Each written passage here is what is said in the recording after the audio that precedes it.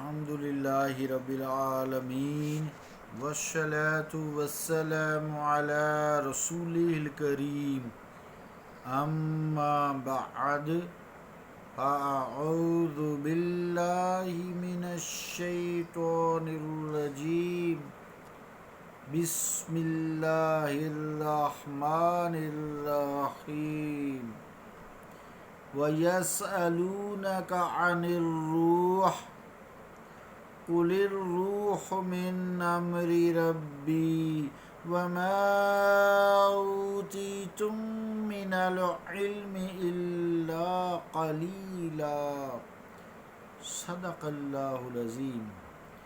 واجب الاحترام سامعین، السلام علیکم ورحمۃ اللہ وبرکاتہ۔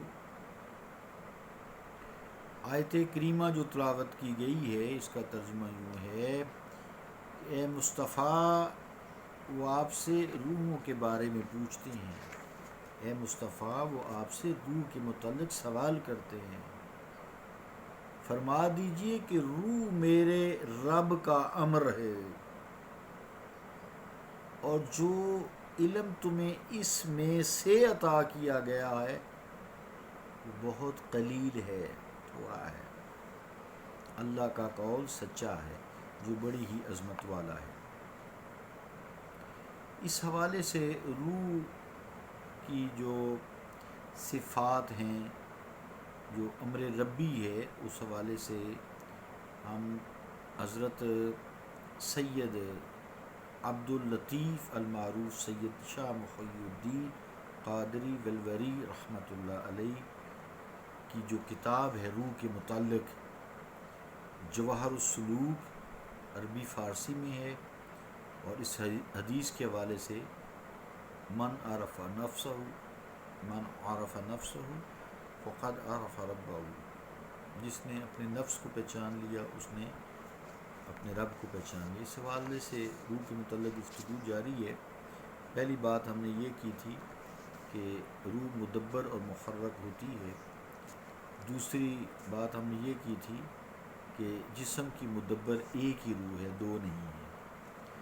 تیسری بات یہ ہوئی تھی کہ جسم روح کے ارادہ کے بغیر حرکت نہیں کر سکتا۔ چوتھی بات ہم نے یہ کی تھی کہ روح سے جسم کا کوئی حصہ مخفی نہیں ہے۔ پانچویں بات ہم نے یہ کی تھی کہ سب سے جسم میں قریب ترین روح ہے، اس سے قریب ترین کوئی نہیں ہے۔ چھٹی جو آپ نے تشریح کی ہے وہ آج شروع کرتے ہیں۔ وہ یوں ہے کہ لما کان الروح موجودا قبل وجود الجسد ویکون موجودا بعد عدم الجسد علمنا انہ سبحانہ موجود قبل کون خلقہ ویکون موجودا بعد فقد خلقہ ما زال ولا یزال وتقدس عن الزوال۔ حضرت محی الدین ولوری رحمۃ اللہ علیہ کا یہ جو فرمان ہے، دیکھیں قابل غور ہے۔ پہلے یہ تھوڑی سی بات یاد دہانی کے لیے، اصل میں جو تصوف ہے یہ اللہ تعالیٰ سے ملاقات، اللہ تعالیٰ کی زیارت، اس کی ذات و صفات کو محسوس کرنے کا شدت سے جذبے کا نام ہے۔ چونکہ یہ سارا کام روحانی ہوتا ہے، اس لیے روح کی تشریح کی جاتی ہے۔ تو اس کا ترجمہ کیا ہے کہ اور جب روح جسم سے پہلے موجود تھی اور اس کے عدم کے بعد بھی موجود رہے گی، تو معلوم ہوا کہ اللہ تعالیٰ کا ساری مخلوق سے پہلے بھی وجود تھا اور اس کے معدوم ہونے کے بعد بھی وجود رہے گا، نہ تو وہ کبھی زوال پذیر ہوا اور نہ ہوگا، اور وہ زوال سے پاک ہے۔ اس تشریح سے ہمیں یہ بات معلوم ہوتی ہے کہ اللہ تعالیٰ نے سب سے پہلے روح، جس کو امر ربی کہا ہے، سب سے پہلے اس کی تخلیق کی، انسانی جسم کو بعد میں تخلیق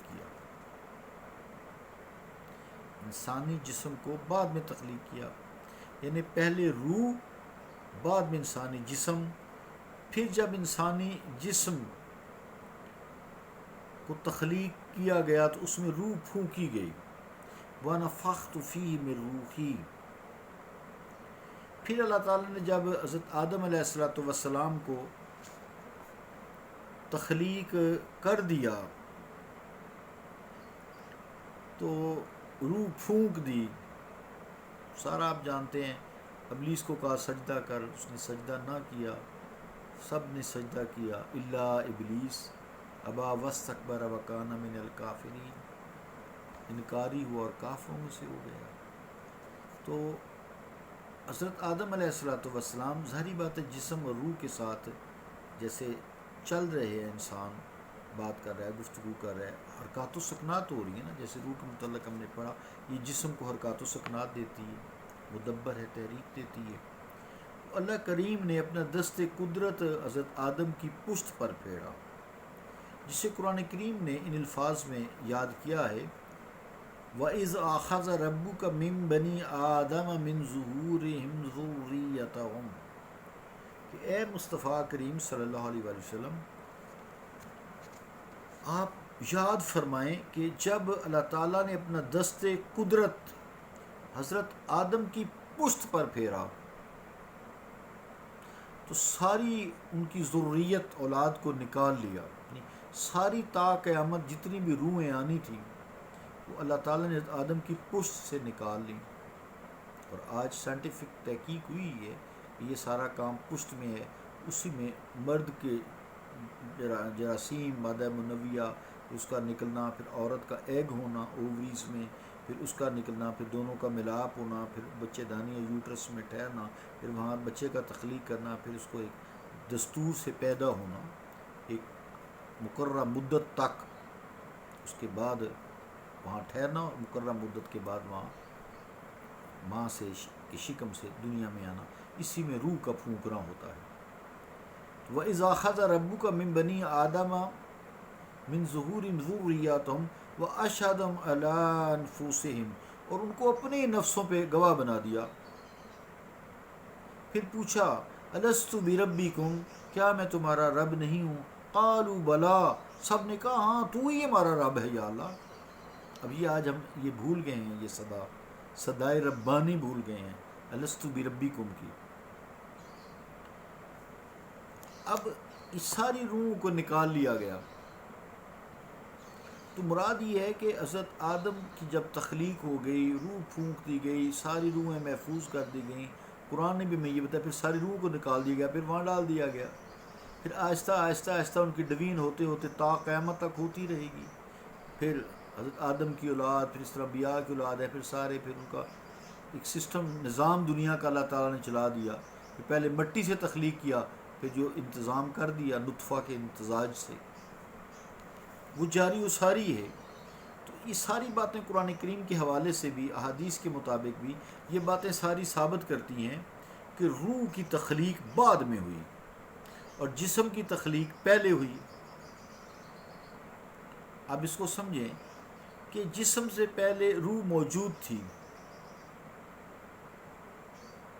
اب جسم تو فانی ہے، کل من علیہا فان، جو کچھ زمین پر ہے سب فنا ہونے والا ہے. یہ جسم فانی ہے، فنا ہو جاتا ہے. جو اللہ کا کلمہ ہے، صفت ہے اللہ تعالیٰ کی روح، قل الروح من امر ربی، اے مصطفیٰ فرما دیجئے کہ روح آپ کے رب کا امر ہے. تو اس کو تو فنا نہیں ہے نا، اللہ تعالیٰ کو تو فنا نہیں ہے، اس کی کسی صفت کو فنا نہیں ہے. وہ فنا سے پاک ہے، زوال سے پاک ہے، اس کو عروج ہی عروج ہے، اس کو موت نہیں ہے، اس کو اونگ نہیں ہے، اس کو نیند نہیں. یہ جب جسم فانی فنا ہو جاتا ہے، موت کا پیالہ پی جاتا ہے، تو روح اس کے جسم سے نکل جاتی ہے، مرتی نہیں ہے. بے شمار قرآن کریم کی آیات ہیں جو حیات قبر پر یا بعد از موت جو زندگی ہے، جزا کی، سزا کی، وہ ثابت ہے. فرمایا نا کلا اذا بالغت التراقی وقیل من راق، ہاں جب جان یعنی روح ہنسلی کی ہڈی تک آ جاتی ہے. یہ روح جب انسان مرنے لگتا ہے نا تو یہ پاؤں کے ناخنوں سے انگوٹھے سے شروع ہوتی ہے، نکلتی نکلتی نکلتی ساری کٹھی. اللہ جانے کیا سسٹم ہوتا ہے. البتہ اللہ نے کیا کلا اذا بالغت التراقی وقیل من راق. یہ تراقی کہتے ہیں جہاں عورت کا ہار جو ہے یہاں سینہ، یہاں ہنسلی کی ہڈی، یا یہاں ہار لمبا بھی ہوتا ہے چھوٹا بھی یہاں پر لٹکتا ہے. اللہ کہتا ہاں ہاں جب تمہاری یہ روح یا جان ہنسلی کی ہڈی تک آ جاتی ہے. وَظَنَّ أَنَّهُ الْفِرَاقُ. تو قیل من راق کیا مطلب؟ کوئی جھاڑ پھونک، تویز گنڈے، ڈاکٹر حکیم کو بلاؤ کہ جان بچ جائے، روح ادھر سے نکلنے لگی ہے. کلا اذا بالغت التراقی وقیل من راق وظن انہ الفراق. اور جس پہ یہ بیت رہی ہوتی ہے اسے فرشتے بھی نظر آ چکے ہوتے ہیں. ویسے بی پی لو کوئی بیماری نہیں ہے، اب بی پی بھی لو ہونا شروع ہو جاتا ہے. اب ہونا ہے شروع زندگی میں، ایک دفعہ میرا بھی اور سب کا بھی. بس یہ بی پی بھی ایک الگ فراڈ ہے، کچھ ہے لیکن فراڈ ہے یہ جو اسے کہتے ہیں کہ یہ ایک خاص چیز ہے جو باڈی کو مینٹین کیے ہوئے، اس میں تو کوئی شک نہیں نا. وائٹل سائن اسے کہتے ہیں، ڈاکٹرز آج کو وائٹل سائن کہتے ہیں. لیکن جتنی باتیں ساری امیجنری ہیں، جو میں یہ باتیں روح کی کر رہا ہوں یہ ساری حق ہیں کیونکہ مصطفیٰ کریم نے قرآن کریم نے اللہ رب العالمین نے کلام میں بیان کی. تو اب روح مطلب بے شمار آیات ہیں سورہ واقعہ وغیرہ میں، لیکن میں ادھر ہی ذرا ٹک جاتا ہوں. تو وظن انہ الفراق، کو جان جاتا ہے کہ جان جو ہے نفس ہنسلی کی ہڈی تک آ گیا ہے. والتفت الساق بالساق، پنڈلی ایک دوسرے پہ چڑھ جاتی ہے. جب انسان مرنے لگتا ہے نا تو پنڈلی لپٹ جاتی ہے، ایک دوسرے کے اوپر چڑھ جاتی ہے. تکلیف سے چاہے یا نچوڑتے ہیں، جیسے کپڑا نچوڑتے ہیں تو اس کو بل دیتے ہیں تو پنڈلی بل کھا جاتی ہے. وظن انہ الفراق، جان جاتا ہے کہ جدائی کی گھڑی آج آ پہنچی ہے. والتفت الساق بالساق، پنڈلی ایک دوسرے سے لپٹ جاتی ہے. الی ربک یومئذ المساق، آج تیرے رب کی طرف کوچ کا دن ہے. تو یہ روح نہیں مرتی، روح کوچ کر جاتی ہے. تو حضرت محی الدین ویلوری قادری رحمۃ اللہ علیہ یہ یہاں وہی بات فرما رہے ہیں. سو ساری بات کا نچوڑ ہے کہ جسم فانی ہے لیکن روح فانی نہیں ہے. اسی طرح اللہ تعالیٰ کو فنا نہیں ہے، اس کو زوال نہیں ہے. جسم کو فنا ہے چونکہ روح اللہ تعالیٰ کا امر ہے، امر ربی، قل الروح من امر ربی ہے. یہ اللہ کا امر ہے. اللہ تعالیٰ کی کسی صفت کو فنا نہیں ہے، زوال نہیں ہے، وہ زوال سے فنا سے پاک ہے. بہت سارا وقت ہوا، ایک ہی صفت میں آج کی تشریح کر سکا، کل باقی انشاءاللہ دوسرا کریں گے. صلی اللہ تعالیٰ علی رسول خیر خلقہ محمد وعلی آلہ وصحبہ اجمعین برحمتک یا ارحم الراحمین.